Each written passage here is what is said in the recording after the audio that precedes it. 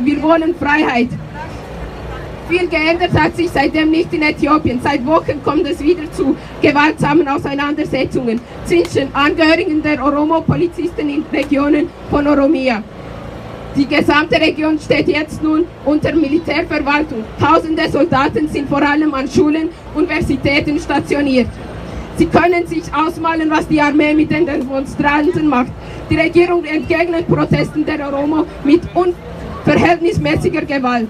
Laut Amnestie wurden zwischen 2011 und 2014 mindestens 5.000 Oromo verhaftet, ohne Anklage oder Prozess festgehalten, sogar während der Proteste oder in Haft getötet. Auch die äthiopischen Behörden kennen die Redewendung Divide e Imperia, teile und herrsche. Dies ist eines ihrer machiavellistischen Maxime.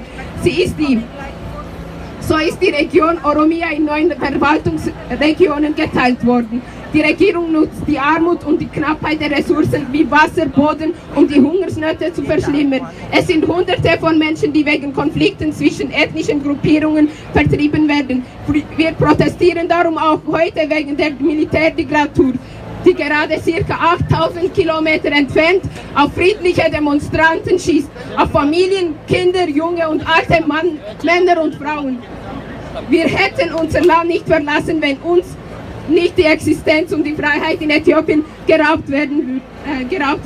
Gerade zu diesem Zeitpunkt sind Tausende von jungen Menschen unterwegs auf die Flucht vor Diktatur. Wir sind gekommen, um die Diktatur in Äthiopien aufmerksam zu machen, die uns allen mit Freiheitsentzug bedrohte. Wir sind zum Glück hier angekommen und können hoffentlich bleiben. Denn zu Hause in Äthiopien blüht die Diktatur wie vor 100 Jahren.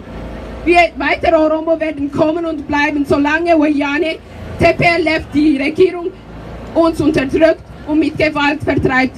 Ich fordere die Schweiz deshalb auf, hört auf, Gelder zu spenden, die nur dem äthiopischen Regime zugutekommen, und anerkannt uns Oromo als Flüchtlinge. Wir hätten keine andere Wahl als die Flucht aus Äthiopien.